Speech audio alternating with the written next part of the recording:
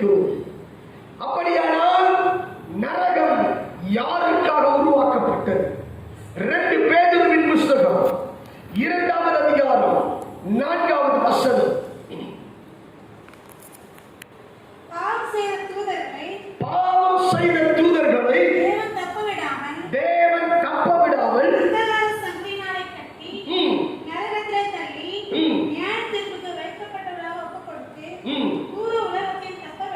பாவம் செய்த தூதர்களை நரகத்தில் தள்ளி அந்தகார சங்கிலியில் என்ன செய்றார்கள்?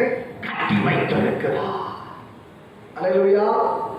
அப்ப என்ன, யாருக்கு நரகம்? பாவம் செய்த தூதர்களுக்கு என்றுதான் கர்த்தர் நரகத்தை ஆயத்தப்படுத்தினார், மனிதனுக்கு அல்ல. ஆனால் மனிதன் அந்த பாவம் செய்த தூதனுடைய தந்திரத்தில் சிக்கப்படும் பொழுது, தூதன் செய்த அந்த வலையிலே சிக்கப்படும் பொழுது அவனும் சேர்ந்து நரகத்தில் விழுகிறார். அல்லேலூயா. ஏசாயா தீர்க்கதரிசியின் புஸ்தகம் 14வது அதிகாரம் 11லிருந்து 15 வரை வாசித்து பார்ப்பீர்களானால் அங்கு தூதன் என்ன செய்தான் என்று சொல்லப்பட்டிருக்கும். நான் வானத்திற்கு ஏறுவேன், சிங்காசனத்தை உயர்த்துவேன் என்று சொன்னேன், அந்த சாத்தானை கர்த்தர் தள்ளினார். ஆமென். ஹல்லேலூயா. ஹல்லேலூயா.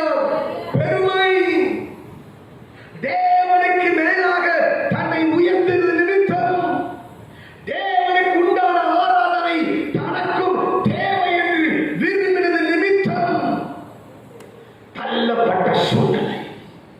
அல்லேலூயா. சரி போகட்டும். பாதாளம் எப்படிப்பட்டது? இந்த நரகம் எப்படிப்பட்டது? மார்க் எழுதின சுவிசேஷ புஸ்தகம் 9வது அதிகாரம் 43, 44. உன் கை உனக்கு இடறல் உண்டானால் அதை தரித்து போடு. 2 கை உடையவனாய் முன்னாடி இருந்து பேசாதீங்க ப்ளீஸ். சொல்லுங்க. நீ 2 கை உடையவனாய் அறியாத அக்கினி உள்ள நரகத்திலே போவதை பார்க்கிறோம். ஓடனாய் ஜீவனில் பிரவேசிப்பது உனக்கு நலமாய் இருக்கும். அங்கே அவர்கள் புழு சாகாமலும் அக்கினி அவியாமலும் இருக்கும். அல்லேலூயா. அங்கே அவர்கள் புழு சாகாமலும் அக்கினியுடைய அந்த வேகம் அது அவிந்து போகாதபடிக்கு என்றைக்கும் ஜுவாலித்து எரியும். அல்லேலூயா. அல்லேலூயா. அறிந்து கொள்ள வேண்டும், நம்முடைய சரீரத்திலும் புழுக்கள் உண்டு. அல்லேலூயா. நம்முடைய சரீரத்திலும் புழுக்கள் இருக்கு. உள்ள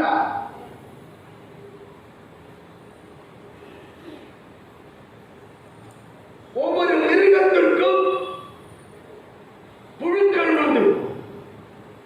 பன்றியின் இறைச்சியிலே ஒரு புழு இருக்கிறது. அந்த புழுவானது இவ்வளவு டிகிரி ஃபாரன்ஹீட்ல வேக வைத்தால் மட்டுமே அந்த புழு சாகும், இல்லைன்னா அந்த புழு சாகாது. அந்த இறைச்சியை அதிகமாக உட்கொள்ளுகிறவர்களுக்குள்ளே அந்த புழு என்ன ஆகுது? உள்ள போயிட்டு அது வேலையை காட்ட ஆரம்பித்தது. அப்ப சாதாரண ஒரு மிருகத்திற்குள்ளே காணப்படுகிற அந்த மிருகத்தின் வால் என்கிற சொல்லப்படுகிற அந்த தோல் பகுதிக்கு கீழாக இருக்கிறதால அதற்குள்ளே ஒரு புழு நெளிந்து கொண்டிருக்கும். அது இவ்வளவு பெர்சன்டேஜ் சூடுல, இவ்வளவு ஃபாரன்ஹீட்ல அதை வேக வைத்தால் தான் அது சாகும். அல்லேலூயா. அல்லேலூயா. எத்தனை பேர் கோழிக்கால் ரொம்ப பிடிக்கும்? என்னடா இது பேசுறது நினைக்காதீங்க. அல்லேலூயா. அல்லேலூயா. நல்லா சாப்பிடுவோம். நல்லதுதான். அல்லேலூயா, அல்லேலூயா. ஆனால் அதனை இவ்வளவு ஃபேரன் ஹீட்ல வேக வைக்கணும்னு இருக்கு. நமக்கு அதெல்லாம் தெரியாது. வெளிநாட்டுல பாத்தீங்கன்னா வேற போட்டு அதை வச்சு பார்ப்போம். இந்த ஃபேரன் ஹீட்ல வந்துச்சா ஓகே அப்படின்னு. அல்லேலூயா. சில ஸ்டார் ஹோட்டல்ல பாத்தீங்கன்னா வச்சு பார்ப்பாங்க. ஓகே இவ்வளவு ஃபேரன் ஹீட்ல இருக்கு, அப்பதான் கரெக்டா வந்துருக்கு. நமக்கு வெந்துச்சா என்னன்னே தெரியாது. வாயில போட்டு பார்த்தா தான் தெரியும். அல்லேலூயா. வெந்திருக்கா? ஓகே ருசியா தான் வெந்திருக்கு. ஓகே இல்ல. அல்லேலூயா. சில மாமிசங்கள் சில தன்மைக்குள்ளே வெந்தாகும். ஆமென். அல்லேலூயா. அப்படி இருக்கும் பொழுது வேதம் சொல்லுகிறது இங்க, அவர்கள் புழுக்கள் எவ்வளவுதான் ஃபேரன்ஹீட் வச்சாலும் சரி அது என்ன ஆகாதா? சாகாது. அல்லேலூயா. அந்த புழு சாகாது, அக்கினி அவிந்து போகாது என்று வேதம் சொல்லுகிறது. லூக்கா சுவிசேஷ புஸ்தகம் 16வது அதிகாரம் 23வது வசனம். பாதாளத்தில் அவன் வேதனைப்படுகிற பொழுது தன் கண்களை ஏறெடுத்து வேதனைப்படுகிற போது அது வேதனைப்படுகிற ஸ்தலம். அல்லேலூயா, அல்லேலூயா. இங்க பாருங்க, நல்லா ஏசி போட்டு நல்லா குடுகுடுல இருக்கிறது. அல்லேலூயா. இன்னைக்கு வீட்டுல இருக்கும் பொழுது என்ன வெக்க, என்ன வெயில், இப்ப என்ன இப்படி புழுங்குது, இப்படி ஊத்துது சொல்றோமா? அல்லேலூயா. அதே நேரத்துல அப்படியே சில்லுன்னு ஒரு ரூமுக்குள்ள போனோம்னா வா என்ன குளு குளு குளுன்னு இருக்கு. அல்லேலூயா. எனக்கு அருமையான தேவஜனமே, ஆனால் இந்த நரகம் நீ நித்தம் நித்தம் நித்தம் வேதனைப்பட்டுக் கொண்டிருப்பாய். அதனுடைய விளக்கத்தை சொல்லுகிறேன். வேதனைப்படுகிற காதி விளக்கத்தை பரிசுத்த ஆவியானவர் ஆவியினவர் ஒரு நபரை எடுத்துக்கொண்டு போய் நரகத்தை காண்பிக்கும் பொழுது ஒரு பெண்ணுடைய வயிறு மேலிருந்து கீழாக கிழிகிறது. நல்லா இருக்கிற பெண், நல்ல நாமளா இருக்கிறா, மேலிருந்து வயிறு கிழியுது, கத்துறா, அப்படியே எரிகிறார், அப்படியே எல்லாமே சரீரத்தில் அப்படி எரிவி விழுந்த மாதிரி இருக்கு. மறுபடியும் நார்மல் ஆகிறா, மறுபடியும் வயிறு கிழி. அப்பொழுது இது என்னவென்று கேட்கும் பொழுது அப்பொழுது கர்த்தர் சொன்னாரா, இவள் உலகத்தில் இருக்கும் பொழுது இவள் ஒரு மருத்துவர். யாருங்க? மருத்துவம் செய்தவள். அப்படியா? ஆமா. ஆனால் இவளோ அநேக கருக்கலப்பை செய்தவள். அநேக அபார்ஷன் கேஸ்ல வருவாங்க. அவங்களுக்கெல்லாம் அபார்ஷன் பண்ண டாக்டர் இவங்க.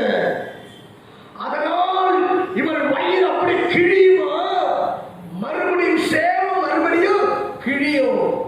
அப்ப எவ்வளவு வேதனைகள் இருக்கும். ஆமென். அல்லேலூயா, அல்லேலூயா. ஐயா வேதனை எல்லாம் தெரியாதியா? இல்லை, நீ சரீரத்தோடு இருக்க மாட்டேன். ஆனா ஒரு ஆத்தும சரீரத்தில் உனக்கு வேதனை தெரியும். ஆமென். அல்லேலூயா. சரி போகட்டும். மூன்றாவதாக யோபின் புஸ்தகம் 26:6 வாசிப்போம். நரகம் எப்படி இருக்கிறது? 26:6. அவருக்கு முன்பாக அவருக்கு முன்பாக பாதாளம் வெளியாய் திறந்திருக்கிறது. என்னங்க? வெளியாய் வெளியாய் திறந்திருக்கிறது. மூடப்படாதிருக்கிறது. நரகம் மூடப்படாதிருக்கிறது. அல்லேலூயா. நரகம் என்ன செய்யல? மூடப்படல. அதுல ஜனங்கள் விழுந்து கொண்டிருக்கிறார்கள். எப்படி விழுந்தாங்க தெரியுமா? கொத்து கொத்தாய் ஜனங்கள் விழுகிறார்கள். அல்லேலூயா. நான் ஒரு மனுஷன் மரித்தானால், ஒரு மரணத்துக்கு செல்லேனால், ஒரு ஆக்சிடென்டோ ஒரு விதமான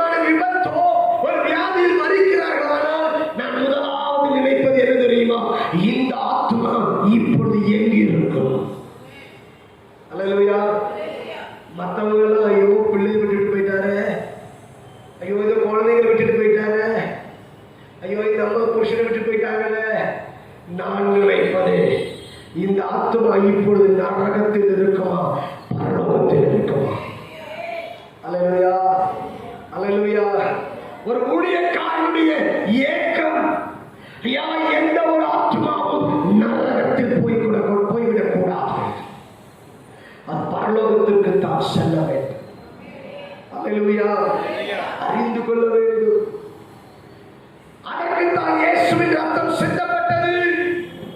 அதற்குத்தான் பாவ மன்னிப்பின் நிச்சயம் நமக்கு கொடுக்கப்பட்டது. இயேசு கிறிஸ்துவின் ரத்தம் சகல பாவங்களை நீக்கி நம்மை சுத்திகரிக்கிறதா இருக்கிறது. ஐயா நரகம் இருப்பது உண்மை, பரலோகம் இருப்பது உண்மை. இன்னைக்கு உலகம் சொல்லலாம் பாவத்தின் சம்பளம் மரணம், அவ்வளவுதாங்க, மரணத்துக்கு பிறகு வேறு ஒன்றும் இல்லை. இல்லை, மரணத்துக்கு பிறகுதான் உன்னுடைய வாழ்க்கையே ஆரம்பிக்கப்படுகிறது. இந்த உலகத்திலே நீ பிராக்டிகலா வாழ்றது, இங்கு வாழ்கிறதான வாழ்க்கை, அதை பொறுத்துத்தான் உனக்கு பரலோகமா நரகமா என்று தீர்மானிக்கப்படுகிறது. அல்லேலூயா.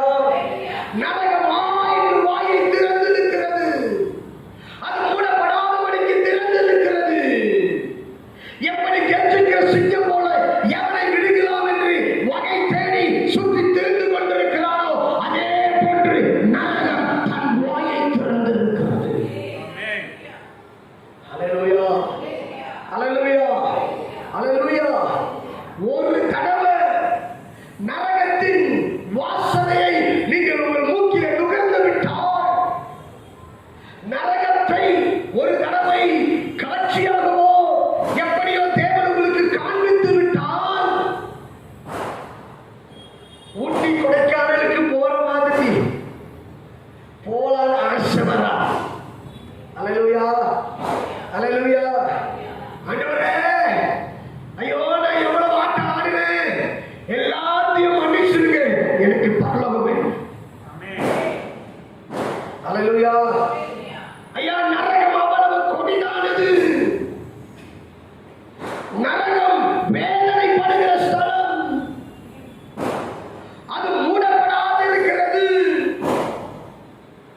இயேசுவின் நாமத்தை அறியாத யாராயிருந்தாலும் சரி,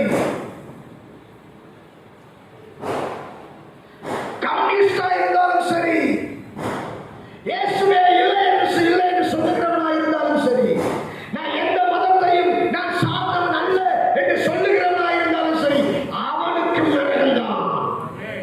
அல்லேலூயா. அல்லேலூயா. அறிந்து கொள்ள வேண்டும். தேவ ஆலயத்திலே இயேசுவை அறிந்து கொள்ள வேண்டும். இயேசுவை அறிந்து நீ பின்மாற்றமாய் போனால் நரகம்தான். அல்லேலூயா. சரி போகட்டும். யாருக்கு நரகம்? இந்த நாள் தேவ செய்தியின் தலைப்பு யாருக்கு நரகம்? வாசிப்போம். மத்தேயு எழுதின சுவிசேஷ புஸ்தகம் 25வது அதிகாரம் 30வது வசனம். பிரயோஜனமற்ற ஊழியக்காரனாகிய ம். என்னை புறம்பான இருளிலே தள்ளிப் போடுங்கள். ம். அங்கே அழுகையும் புறக்கணிப்பும் உண்டு. புறமான இருளை தள்ளி போடுங்கள், அங்கு அழுகையும் புறக்கணிப்பும் உண்டு. அழுகையும் பற்கடிப்பும் உண்டாயிருக்கும். ஆமென். அல்லேலூயா. புறமான இருள் என்பது நரகத்தை குறிக்கிறது. ஆமென். அல்லேலூயா. அறிந்து கொள்ள வேண்டும். இங்கு தாளந்தை குறித்து வேதம் சொல்லுகிறது. ஆமென். தாளந்து கொடுக்கிறார். அந்த தாளந்தை வாங்கி அந்த தாளந்திற்கு மேல் தாளந்தை சம்பாதித்தவர்கள் தேவன் ஆசீர்வதிக்கிறார். ஆனால் ஒன்றையும் சம்பாதிக்காதவனை கர்த்தர் புறம்பான இருளில் தள்ளுகிறார். ஆமென். அல்லேலூயா. அங்கே அழுகையும் பற்கடிப்பும் இருக்குமா? தாளந்தை உபயோகப்படுத்தாதவர்களுக்கு என்னங்க நரகம். அல்லேலூயா. கர்த்தர் தாளந்தை கொடுத்திருப்பார். கர்த்தர் கிருபையின் தாளந்துகளை கொடுத்திருப்பார். நீ நல்லா வேதம் வாசிப்ப, நல்லா பாடுவ, நீ ஊழியத்திற்கு ஓடுவதென்றால், உழைப்பதென்றால், ஜபிக்கக்கூடிய தாளந்து உனக்குள்ளே இருக்கும். உனக்கு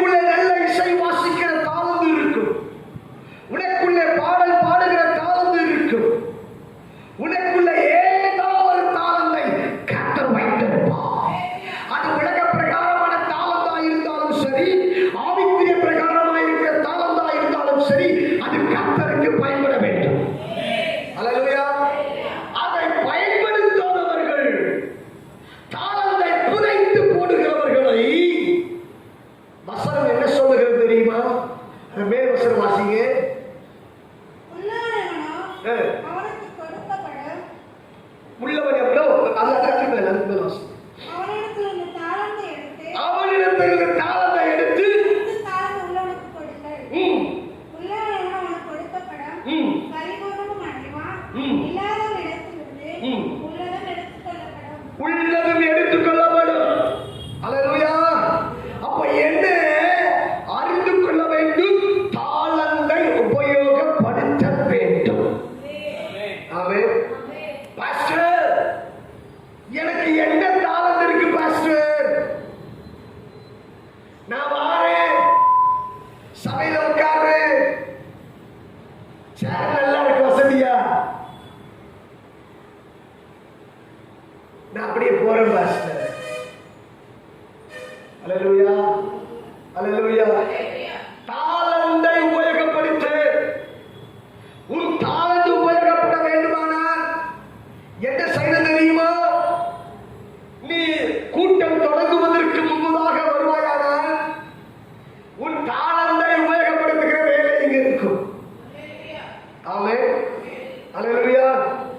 என்னையா, என்ன வேலை? சேர துடைக்கிற வேலை. அல்லேலூயா. நீ ஒரே சேர உட்கார்ந்து துடைக்கிறாய்.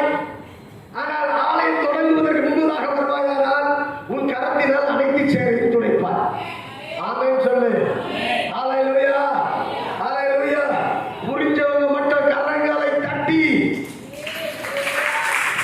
ஐயா நல்லா எங்களுக்கு உரைச்சியா சொல்றவங்க மட்டும் அல்லேலூயா, அல்லேலூயா.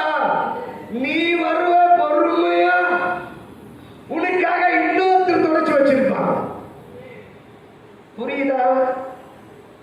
அப்ப என்ன, உன் தாளந்து செயல்படுனா நீ முன்பதாக வருவாயான்னு தெரியும்.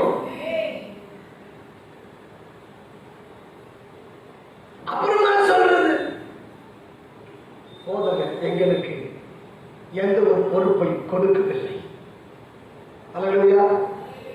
போதகர் எங்களுக்கு எந்த ஒரு வேலையை தரவில்லை. ஐயா நான் கொடுப்பதற்கு ஆயத்தம். ஆமா. அல்லேலூயா.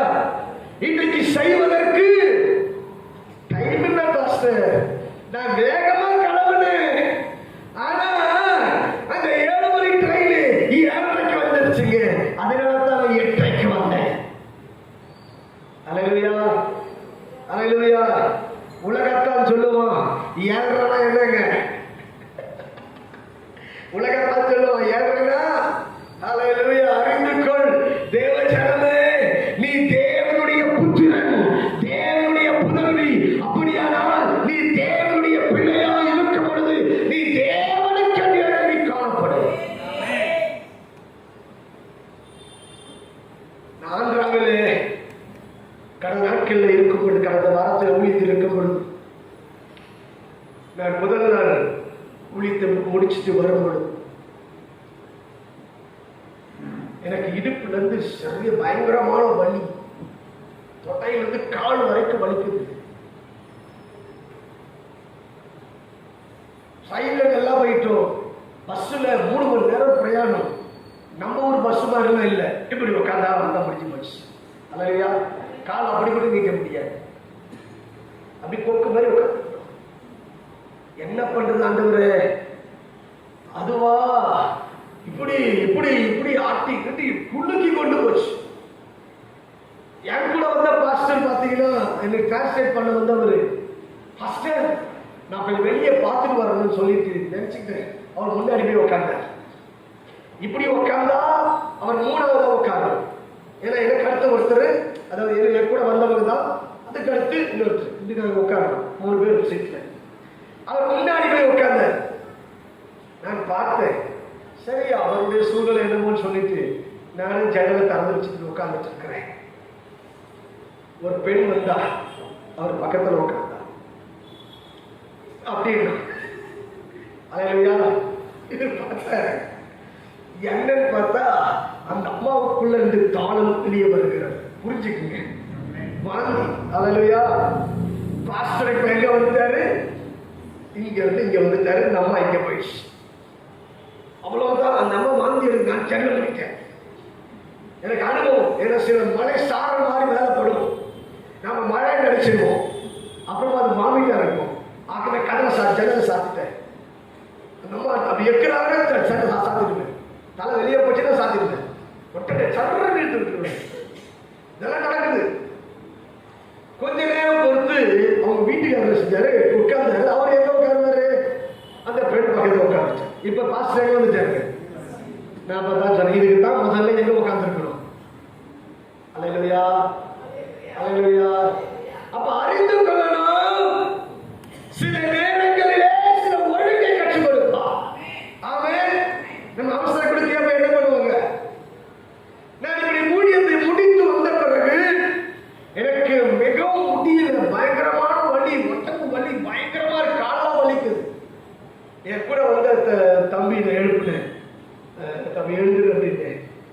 அவன் எழுந்து பார்த்தா, என்ன பாஸ்டர் ரொம்ப எனக்கு வலிக்குதுப்பா அப்படின்னு. எனக்குலாம் வலிக்குது ஃபுல்லா. நான் பிடிச்சி விடுறேன் பாஸ்டர். சரி, அவர் பிடிச்சார் ஃபுல்லா. அவர் நான் பிசியோ பண்ணுவோம், பிசியோ நான் பண்றேன் அப்படின்ற மாதிரி பண்ணேன். இந்த பக்கம் பார்த்தீங்கன்னா கட்டட வேலை சொல்ல ப்ராபஸ் வந்துச்சு பாருங்க. ஒரு மனுஷன் செல்போன் தோண்டிருந்தான். அவனை இங்க வான்னு சொல்லிட்டு நீ இனி சபைகளை கட்டுவாயின்னு சொன்ன.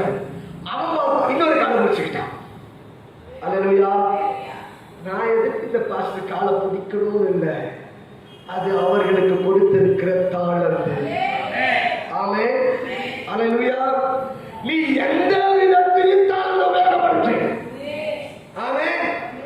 என்னுடைய வேலையில் நான் என்னோட ஊழியக்காரர் ஊழியம் முடித்து வந்த பிறகு முதல் நான் செய்கிற காரியம் பார்த்தீங்கன்னா அவர் கை காலம் வைக்கணும். அல்லேலூயா. இவங்க உட்காந்து ஃபுல்லா சொல்லிட்டு கொரட்ட சத்தம் வந்துச்சுன்னா தூங்கிட்டேன் அர்த்தம். அல்லேலூயா. அது வராத வரைக்கும் முடிச்சுட்டு இருக்குன்னு அர்த்தம். அல்லேலூயா. அவங்களும் எவ்வளவு நேரம் தான் அனுப்புவாங்க. சோதனைகள் எப்பா பரவாயில்ல நீங்க பாருங்க. அல்லேலூயா. அப்ப என்ன கர்த்தர் நமக்கு எந்த விதத்தில் செயல்படுத்தும்படிக்கு கர்த்தர் தாளந்தை உபயோகப்படுத்த விரும்புகிறாரோ அந்த விதத்தில் செயல்படுத்து. ஆமென். ஊழியக்காரனுக்கு உதவியாய் வைத்தால் அந்த தாளந்தை ஊழியக்காரத்தில் பயன்படுத்து. ஆமென். அதற்கு பிறகுதான் தேவனை வெளியே கொண்டு வருவார். ஆமென். ஊழியக்காரன் கூட இருக்கும் பொழுது அவசர கொடுக்க மாறிடக்கூடாது. அல்லேலூயா. ஏனென்றால் எலிசாவை கர்த்தர் எலிசாவை வைத்தார். எலிசா எலியாவிற்கு ஊழியம் செய்தார் என்றுதான் சொல்லப்பட்டிருக்கிறது. சாப்பாத்தின் குமாரனாகிய எலிசாவின் கைகளுக்கு தண்ணீர், எலியாவின் கைகளுக்கு தண்ணீர் வார்த்த எலிசா என்று சொல்லுகிறார். அப்ப எலிசா என்ன பண்ணாங்க? எலியாவின் கைகளுக்கு தண்ணீர் வாக்குறான், கை கழுவி விடுறான். அவன் தாளந்தை அப்ப உபயோகப்படுத்துகிறான். அல்லேலூயா. அப்ப என்ன?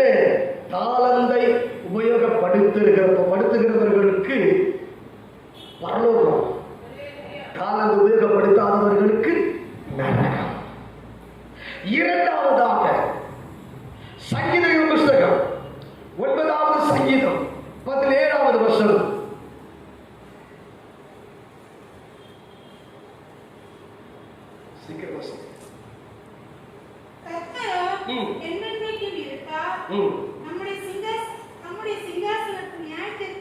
தப்பா வாசிக்க நினைக்கிறேன். 17 தானே? 9 17.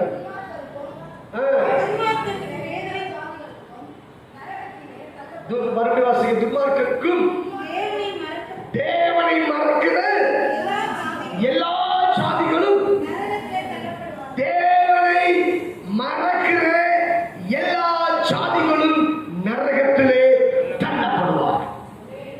அல்லேலூயா. ஐயா, தேவனை மறக்கிற எல்லா சாதிகளும் இயேசுவின் அன்பை அறிந்து, இயேசுவை அறிந்து பின்பு அவரை மறந்து போகிற,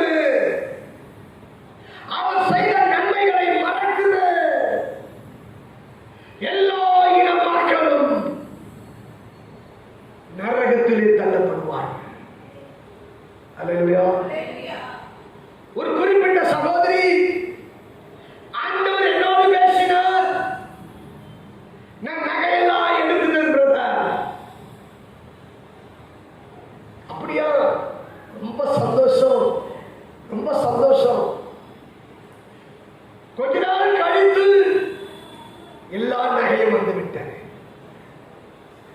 என்ன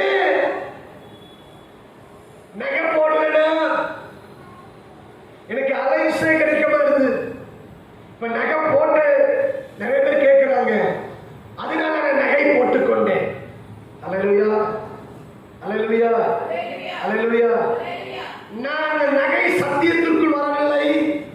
நகை நீங்கள் போடுவது போடாமல் போடாதது உங்களுடைய விருப்பம். ஆனால் தேவன் பேசி நீ எடுத்திருப்பாயானால்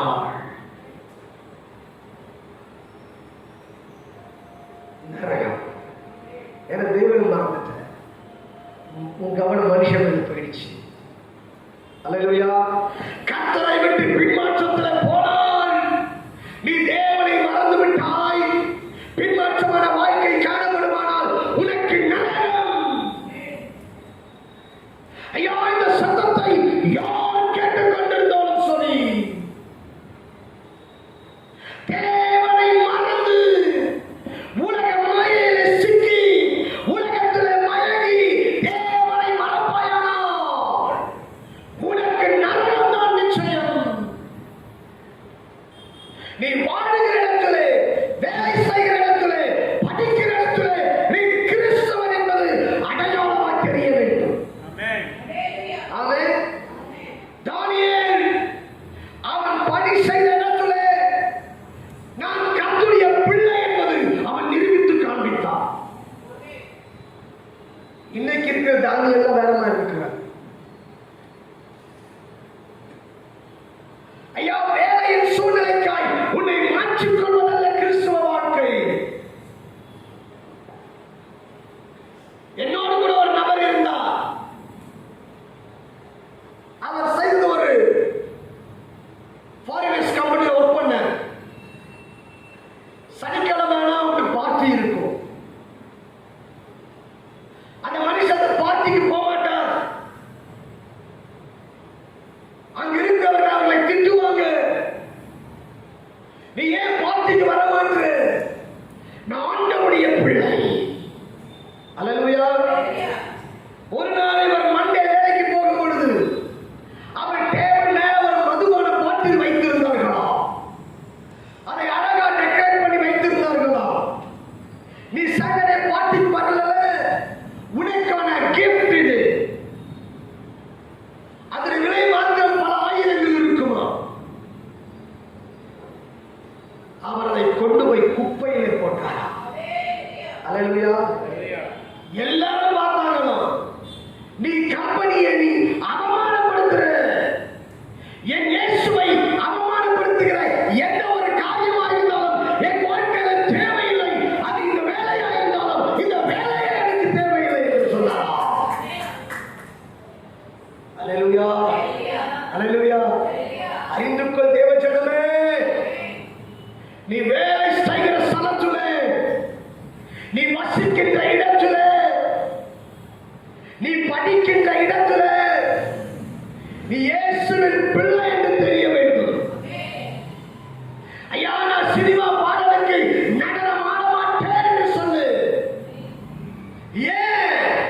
இந்த உலகத்தின் இசைக்கு என் கால்கள் ஆடாது. அல்லேலூயா, அல்லேலூயா. எந்த சூழ்நிலையிலும் தேவனுக்கு முதலிடத்தை கொடு. ஆமென், அல்லேலூயா. இப்போ நான் செல்போனை செக் பண்ண கூட எத்தனை பேர் செல்போன்ல சினிமா பாட்டு ரிங்டோன் வருதுன்னு தெரியாது. அல்லேலூயா, அல்லேலூயா, அல்லேலூயா.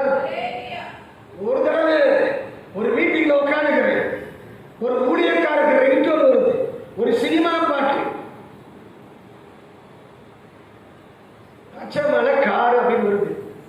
புரிஞ்சுக்கீங்க என்ன மாதிரி பாட்டு வச்சுக்கிறாரு பாருங்க. அறிவுக்கள் ஊழியக்காரனாய் இருந்து தேவனை மறப்பாயானால் உனக்கு பலத்தாக்கி உண்டு. ஆமென், ஆமென். வாழ்ந்தா இயேசுவிற்கு வாழுங்க. அப்புறமா என்ன சும்மா பேசிட்டு இருக்கு. அல்லேலூயா, அல்லேலூயா. இன்னைக்கு டிவி பார்க்க மாட்டேன் தீர்மானம் பண்ணி போயிட்டீங்கன்னா அப்பதான் டிவி போட்டு வச்சிருப்பாங்க, உன் கையிலே ஆபரேட் பண்ண சொல்லுவாங்க.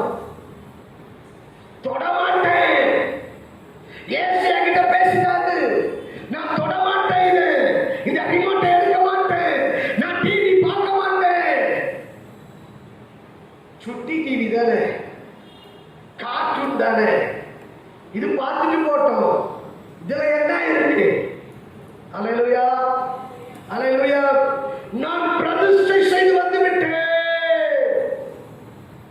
என் கையினால உலகத்துக்குரிய காரியத்தை நான் செய்ய மாட்டேயா? நான் செய்தா என் தேவனுக்கு வருத்தமாயிடும். அல்லேலூயா. வீட்டுக்கு வந்த கெஸ்ட் நீ டிவியை போட்டா நல்ல காமெடி சிரிக்கலாம், ஆனா உன்னுடைய வாழ்க்கையில நரகத்துக்கு நேரம் தான் போல. அல்லேலூயா. கர்த்தர் நல்லவர், கர்த்தர் நல்லவர். நீங்க நிறைய வந்துடுச்சு. சூப்பர் சிங்கர், அப்புறமா ஜூனியர் சூப்பர் சிங்கர். இப்ப சின்ன பிள்ளைகள் எல்லாம் பாட்டு பாட வச்சுட்டாங்க. எப்படி கேட்கலாம், எப்படி தந்திரமா செய்யலாம், அதற்குரிய காரியத்தை செய்யறாங்க. நீங்க டேலண்ட் பார்க்காதீங்க. உங்க தாளந்து தேவனுக்கு மட்டும்தான் பயன்பட வேண்டும். ஆமென். சரி போகட்டும். உங்க தன்னை தேவனை மறக்கிற ஜாதிகள் நரகத்தில் தள்ளப்படுவார். மூன்றாவதா வாசிங்க மத்தேயு 22வது அதிகாரம் 12-13.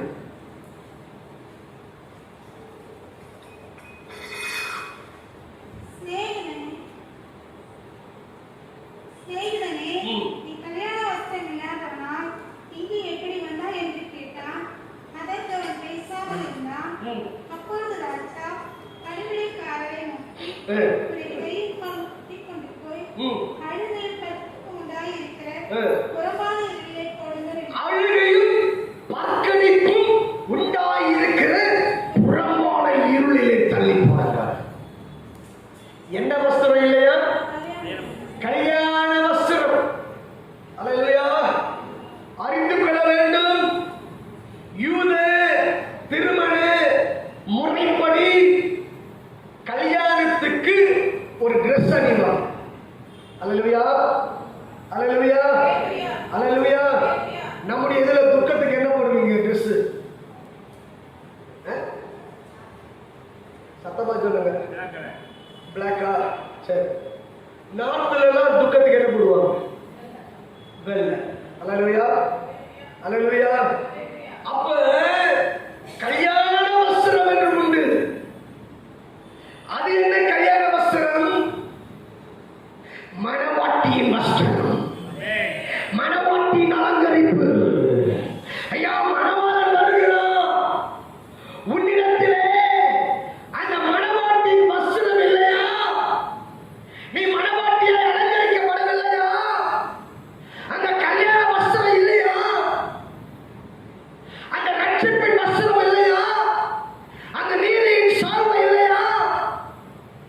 என்ன பண்ணுவாங்க?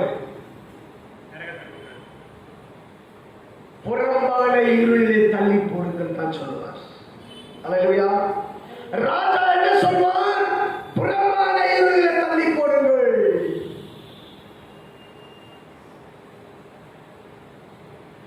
இன்றைக்கு என்ன பிடிக்காம உடை உடுத்தலாம். இன்னைக்கு நல்ல பட்டு சாரி கட்டலாம், கோட்டை ஷூட் போடலாம், நல்லா இருக்குது. எல்லாரும் காட்டிலும் நல்லா வெள்ளையா ட்ரெஸ் போடலாம். ஆனா எடுத்து கிளம்படும் பொழுதோ இந்த வஸ்திரத்தோடு நீ எடுத்து கிளம்ப மாட்டாய். எப்படி தேவனை சுற்றி வைத்திருந்த அந்த சீலை அந்த கல்லறை இருக்குதோ, அது போல உன் ட்ரெஸ் கூட இல்லாம நீ எங்க போவ? மர்மமாவ. அறிந்து கொள்ள வேண்டும். அப்ப மர்மத்திலே நீ நரகத்துக்கு மர்மமாகும் போது கூட உனக்கு இருக்க வேண்டிய வஸ்திரம் இந்த வஸ்திரம் இல்ல, நீதியின் வஸ்திரம், நீதியான வாழ்க்கை. அல்லேலூயா, அல்லேலூயா. நீதிமான் என்கிற ஒரு வாழ்க்கை, நீதியான ஒரு பேச்சை பேசுகிற வாழ்க்கை. நீதியின் வஸ்திரம் இருக்க வேண்டும், ரட்சிப்பின் வஸ்திரம் முடித்து இருக்க வேண்டும், நீதியின் சால்வை இருக்க வேண்டும், ஒரு பரிசுத்த வஸ்திரம் இருக்கணும். அப்படி இருந்தால் தான் நீ கல்யாண வஸ்திரத்தை அணிந்திருக்கலாம். ஆமென். ஆண்டவர் பாப்பாரு, அப்பா ஓ 20 சவரம் போட்டு வரியா, சரி சரி ஆண்டவரே நான் 100 சவரம் ஆண்டவரே, ஓ 100ஆ, சரி சரி 20 சவரம் தள்ளு, 100 இங்க வான்னு சொல்ல மாட்டேன். அல்லேலூயா. நீ உலகத்தில் அப்படித்தானே பெண் பார்க்கணும். அல்லேலூயா. 20 சவரம் போட்டு அதுக்கு மேல சவரம் போடுறான்னு அங்கதானே போயிடும். அல்லேலூயா. அறிந்து கொள், அவர் பார்ப்பது உன் ஆவிக்குரிய வஸ்திரத்தை பார்ப்பார்.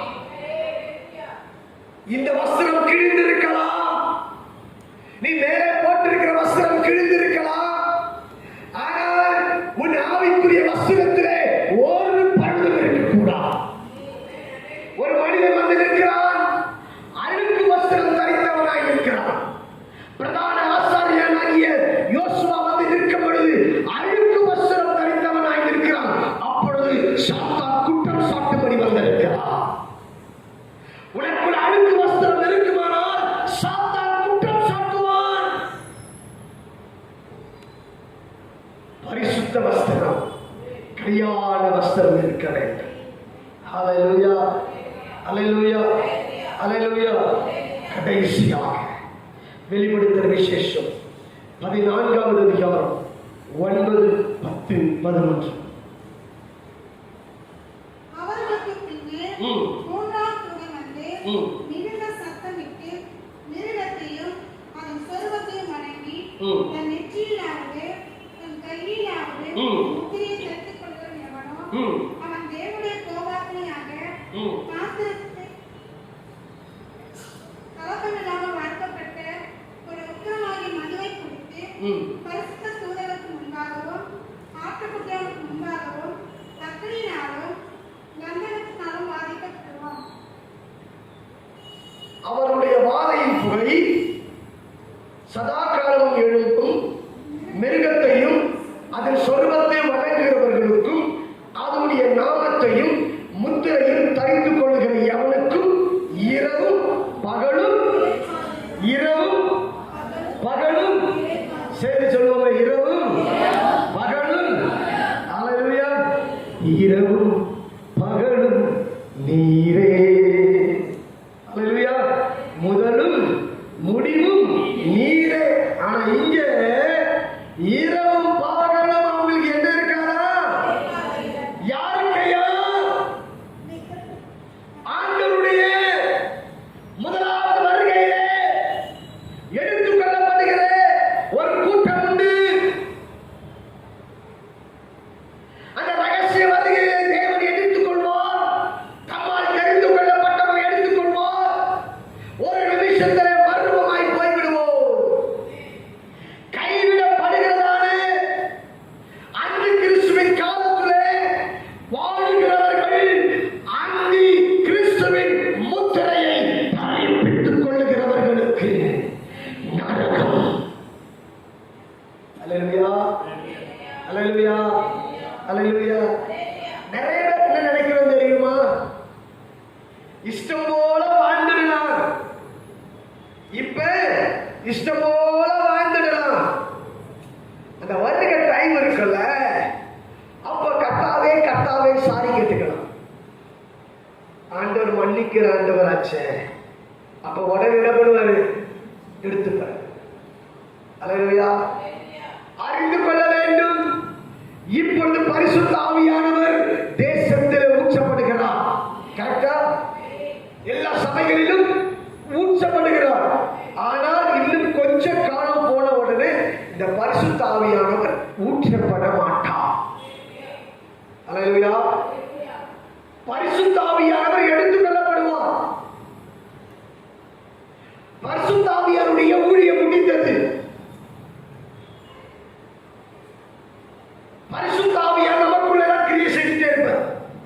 அதற்கடுத்து பொழிகிற அனுபவம் இருக்காது.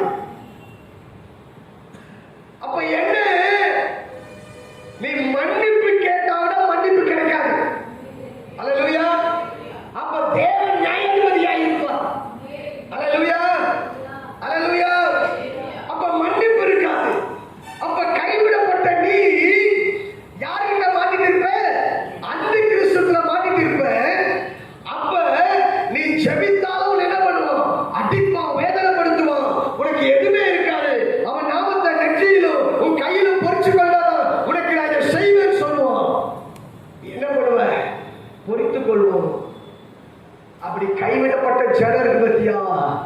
அவங்களுக்கு நரகம். அல்லேலூயா. அவர்கள் நரகத்தில் தள்ளப்படுவார்கள். அந்த கிறிஸ்துவுக்கு கீழ்ப்படிந்து போகிறவர்கள் நரகத்தில் தள்ளப்படுகிறார்கள். எனக்கு அருமையான தேவ ஜனமே, கர்த்தர் இன்றைக்கு எச்சரித்து பேசியிருக்கிறார். கடைசி காலத்தில் இருக்கிறோம். நாட்கள் கொடிதான காலத்தில் இருக்கிறோம். வேண்டாம் நரகம், எனக்கு தேவை பரலோகம். அல்லேலூயா, அல்லேலூயா, அல்லேலூயா. பரலோகமே என் சொந்தமே அப்புறமாங்க என்று காண்பேனோ. நான் வானத்துல ஏதாவது அடையாளத்தை பார்த்துட்டு ஓடி போய் நிற்பேன். ஏதாவது சத்தம் வித்தியாசமா கேட்டாலும் ஓடி போய் நின்றுடுவேன். ஆட்டு வருகை இருக்க மாட்டேன். அல்லேலூயா. எப்போது வருவீரையா? அல்லேலூயா. உண்மையாய் ஆவிக்குரியவன் ஆண்டவரே எப்ப வருவீங்கப்பா, எப்ப வருவீங்க? அது அப்படிதான் எதிர்பார்த்துட்டு இருப்போம். இப்ப நான் ஊழியத்துக்கு போயிட்டேன்னா எப்ப வருவேன்னு காத்துட்டு இருப்பாங்க. பெற்றோர்கள் யாராவது வெளியூர் போயிட்டு இருந்தா பிள்ளைங்க எதிர்பார்ப்பாங்க, அப்பா எப்ப வருவாரு, அப்பா வருவாரு எதிர்பார்த்து இருப்பாங்க. டாடி ட்ரெயின் ஏஜில எப்ப வருவீங்க அப்படின்னு கேட்பாங்க. அப்ப யோசிச்சு பாருங்க, நீ அவருடைய பிள்ளை, அவருடைய மனமாட்டின் பொழுது உன் எண்ணம் எப்படி இருக்கணும்? எப்ப வருவாரு? ஆண்டவரே அடுத்த வாரம் வரீங்களா, அடுத்த வருஷம் வரீங்களா? ஆண்டவரே இந்த வருஷம் நான் ரெடியா வரல, அப்படி இருக்க மாட்டேன். அல்லேலூயா. அடுத்த செகண்ட் வந்தாலும் நான் போவதற்கு ஆயத்தம். இப்ப யோசித்து பாருங்க, இப்ப நாம் எடுத்த வார்த்தையின்படி உங்களுக்கு நரகமா இல்ல பரலோகமா? நீங்களே ஜட்ஜ் பண்ணிக்கங்க. உங்களுக்கு தெரியும் நாம வாழ்ற வாழ்க்கையின்படி நமக்கு நரகம் தான்பா. அல்லேலூயா. ஆனா உங்களோடு கூட ஆவியானவர் பேசி ஒருவேளை இன்றைக்கு ஒப்பு கொடுப்பாயானா உனக்காய் பரலோகத்திலிருந்து ஒரு கரம் நீட்டப்படும். வாயன் மகனே, வாயன் மகனே, கரம் நீட்டப்படும். ஆண்டவர் என்கிட்ட சபையை கொடுக்கும்போது சொன்னார், என் வருகை சமீபம், என் வருகை கென்று என் ஜனத்தை ஆயத்தப்படுத்து. அல்லேலூயா. அதனால்தான் வருகைக்கென்று ஆயத்தப்படுத்திக் கொண்டிருக்கிறோம். ஆமென். இயேசு நல்லவர். அல்லேலூயா. இந்த வார்த்தையின்படி உங்களை ஆசீர்வதிப்பாராக. அல்லேலூயா.